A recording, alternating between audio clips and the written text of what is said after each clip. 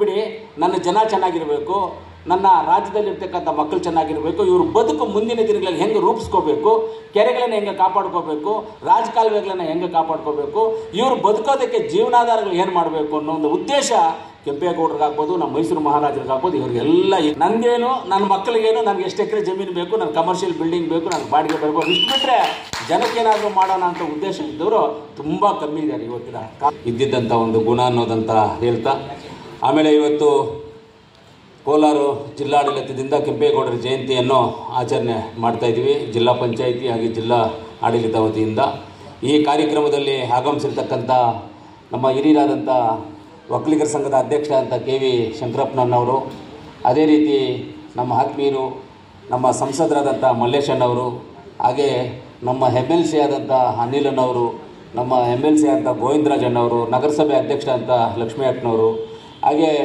ಹಿರಿಯರಾದಂಥ ಬಿಸಪ್ ಗೌಡರು, ನಮ್ಮ ಶಿವಕುಮಾರ್ ಅವರು, ಹಾಗೆ ನಮ್ಮ ಜಿಲ್ಲಾಧಿಕಾರಿಗಳು, ಎಲ್ಲ ನಮ್ಮ ಅಧಿಕಾರಿ ವರ್ಗದವರು ಎಲ್ಲರೂ ಇದ್ದಾರೆ, ನಗರಸಭಾ ಸದಸ್ಯರು ಎಲ್ಲರೂ ಇದ್ದಾರೆ. ನಿಮ್ಮೆಲ್ಲರಿಗೂ, ಸಂಘದ ಎಲ್ಲ ಸದಸ್ಯರಿಗೂ, ಕಾರ್ಯದರ್ಶಿಗಳಿಗೂ ಎಲ್ಲರಿಗೂ ನಾನು ಹೃದಯಪೂರ್ವಕ ನಮಸ್ಕಾರಗಳನ್ನು ತಿಳಿಸ್ತೀನಿ. ಯಾವತ್ತೂ ಏನಾಗುತ್ತೆ ಅಂದರೆ, ನನಗೆ ಮಾತಾಡಲಿಕ್ಕೆ ಎಲ್ಲ ಆದಮೇಲೆ ಲಾಸ್ಟಲ್ಲಿ ನನಗೆ ಕೊಡೋದು, ಮಾತಾಡೋದಕ್ಕೆ ಅಧ್ಯಕ್ಷತೆ ವಹಿಸಿದ್ರಿಂದ ಲಾಸ್ಟಲ್ಲಿ ಕೊಡ್ತಾರೆ. ಎಲ್ಲವನ್ನು ಎಲ್ಲರೂ ಮಾತಾಡ್ಬಿಟ್ಟಿರ್ತಾರೆ.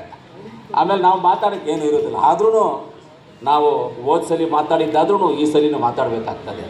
ಯಾಕೆ ಮಾತಾಡಬೇಕು ಅಂತಂದರೆ, ಕೆಂಪೇಗೌಡರು ಒಂದು ಸಮಾಜಕ್ಕೆ ಸೀಮಿತವಾದಂಥ ವ್ಯಕ್ತಿಯಂತೂ ಅಲ್ಲ. ಯಾಕಂದರೆ ಅವರು ಒಂದು ಸಮಾಜದ ವ್ಯಕ್ತಿ ಅಂತ ಏನಾದರೂ ಉದ್ದೇಶ ಇದ್ದಿದ್ದರೆ ನಮ್ಮ ಬೆಂಗಳೂರನ್ನು ಕಟ್ಟುವಾಗ ಒಂದೊಂದು ಜಾತಿಗೆ ಒಂದೊಂದು ಪೇಟೆ ಅಂತ ಕೊಡ್ತಾ ಇರಲಿಲ್ಲ. ಎಲ್ಲ ಪೇಟೆಗಳು ನಂದೇ ಅಂತ ಇಟ್ಕೊಳ್ತಾ ಇದ್ರು ಅವರು ಎಲ್ಲರಿಗೂ ಒಬ್ಬೊಬ್ಬ ಜಾತಿಗೆ ಒಂದೊಂದು ಪೇಟೆ ಅಂತ ಕೊಟ್ಟಿದ್ದಾರೆ. ಅಂದರೆ ಅವರು ಎಲ್ಲ ಸಮಾಜದ ಸರ್ವಜನ ಸುಖಿನೋಭವಂತು ಅನ್ನೋ ಥರ ಎಲ್ಲರ ಮನುಷ್ಯ ನಾನು, ಎಲ್ಲರ ಮಗ ನಾನು ಅನ್ನೋದನ್ನ ಒಂದು ಪ್ರೂಫ್ ಮಾಡಿ ತೋರಿಸ್ಬಿಟ್ಟು ಹೋಗಿದ್ದಾರೆ. ನಮ್ಮ ಬೆಂಗಳೂರನ್ನು ಕಟ್ಟಿ ಎಲ್ಲರಿಗೂ ಒಂದೊಂದು ಜಾಗವನ್ನು ಕೊಟ್ಟು ತೋರಿಸ್ಬಿಟ್ಟು ಹೋಗಿದ್ದಾರೆ.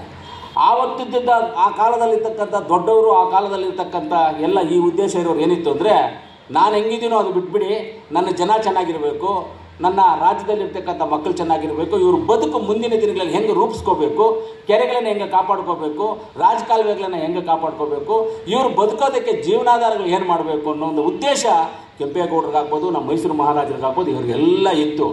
ಇವತ್ತೇನಿದ್ದೀವಿ ಅಂದರೆ, ನಾವೆಲ್ಲ ಏನಿದ್ದೀವಿ ಅಂದರೆ, ನನಗೇನು, ನನ್ನ ಮಕ್ಕಳಿಗೇನು, ನನಗೆ ಎಷ್ಟು ಎಕರೆ ಜಮೀನು ಬೇಕು, ನನ್ನ ಕಮರ್ಷಿಯಲ್ ಬಿಲ್ಡಿಂಗ್ ಬೇಕು, ನನಗೆ ಬಾಡಿಗೆ ಬರ್ಬೋದು, ಇಷ್ಟು ಬಿಟ್ಟರೆ ಜನಕ್ಕೇನಾದರೂ ಮಾಡೋಣ ಅಂತ ಉದ್ದೇಶ ಇದ್ದವರು ತುಂಬ ಕಮ್ಮಿ ಇದ್ದಾರೆ ಇವತ್ತಿನ ಕಾಲದಲ್ಲಿ.